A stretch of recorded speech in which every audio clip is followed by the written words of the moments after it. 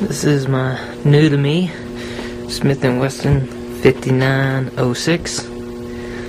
It is a police trade-in. Got it online.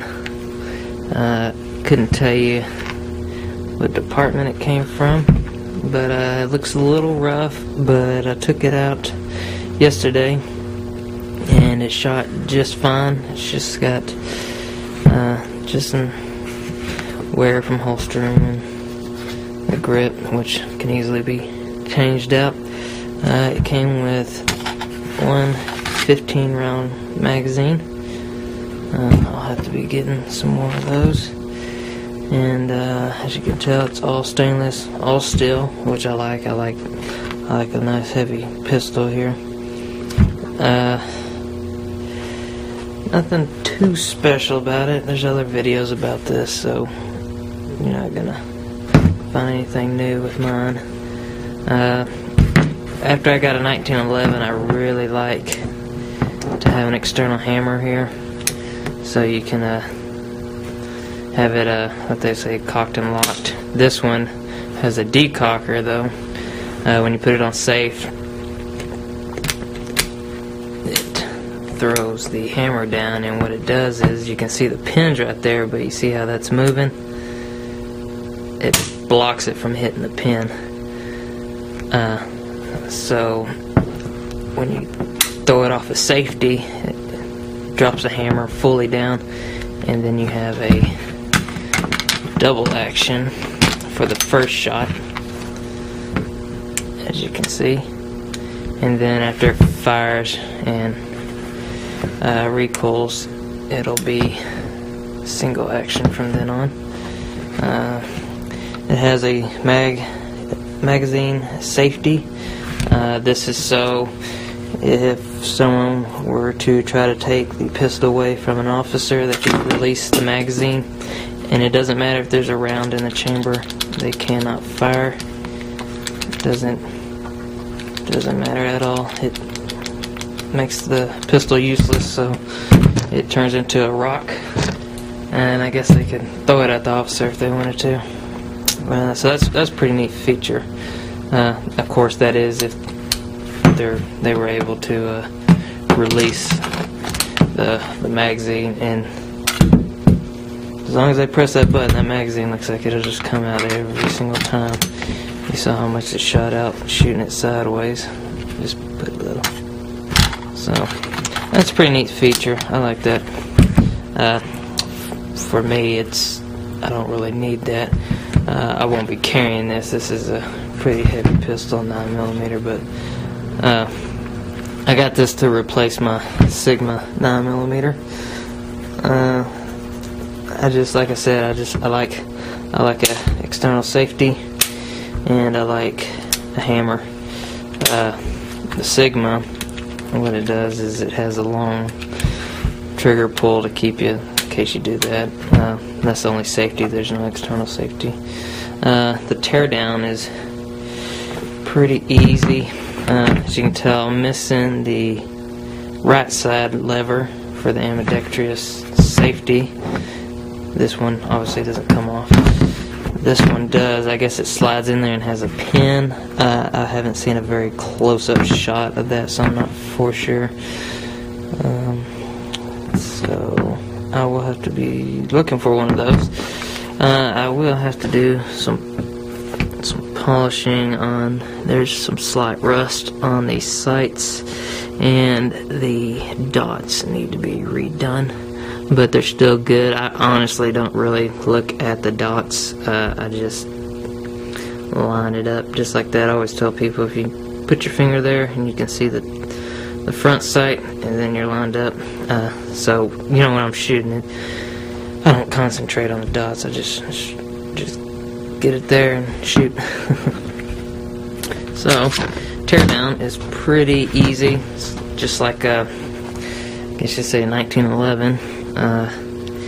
Throw the safety off, bring the top back till that notch there is lined up right there, and you would push on the other end right there, just like a 1911.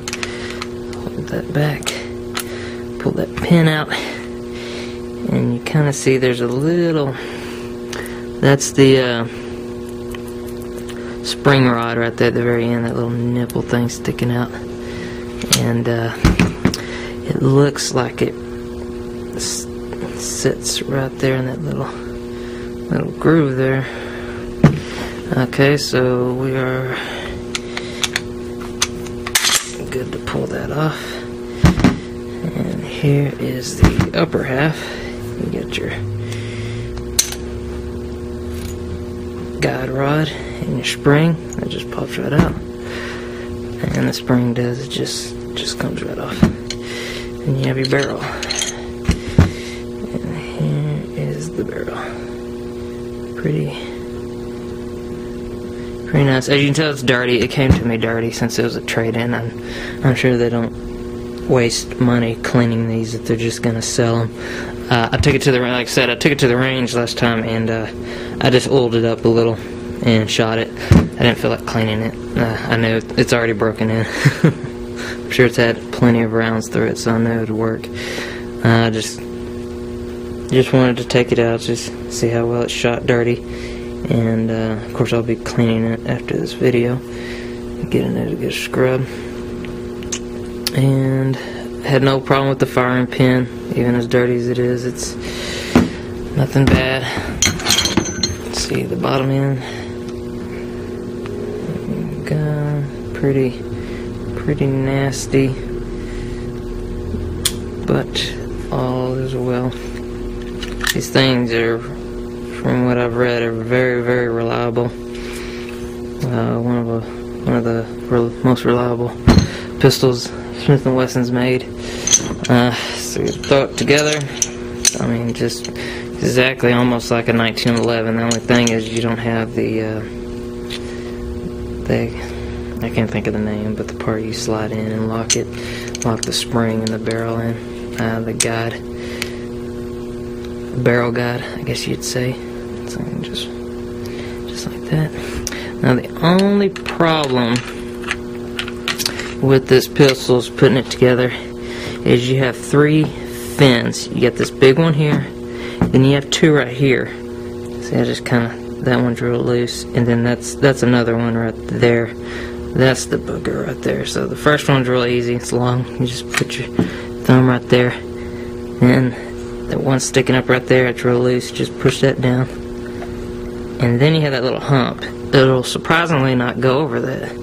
So if you can't get it with your thumb, even though I got pretty small fingers, just get something, screwdriver or this pin, and you just kind of work it down just like that, and we'll cock that to make that easier, and we'll line it up right here, and that's it. I mean, it's as simple as that.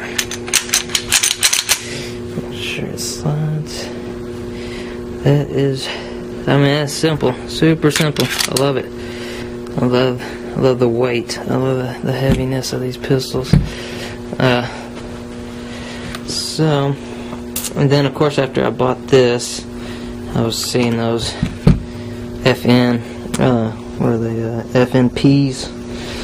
A guy bought one of those, and I thought that was pretty nice. It had a hammer and external safety, but it is polymer. Nothing against polymer, which is fine. I don't care. I like the heavy steel. Recoils is just a little bit less. Hell, I can shoot my 1911 a lot straighter than my other pistols. I'm getting a little bit better with my Taurus 640 Pro. It's only got a 3 1/4 inch barrel. It's a, I guess you'd call it a subcompact. But I can shoot that one pretty straight too. It just kind of depends on who you are. The polymer just takes a lot of weight away from it, and I get to moving it around too much. These heavy ones I can hold steady a lot better. So that's why I bought it. And like I said, they say they're pretty much indestructible. So that's my new toy.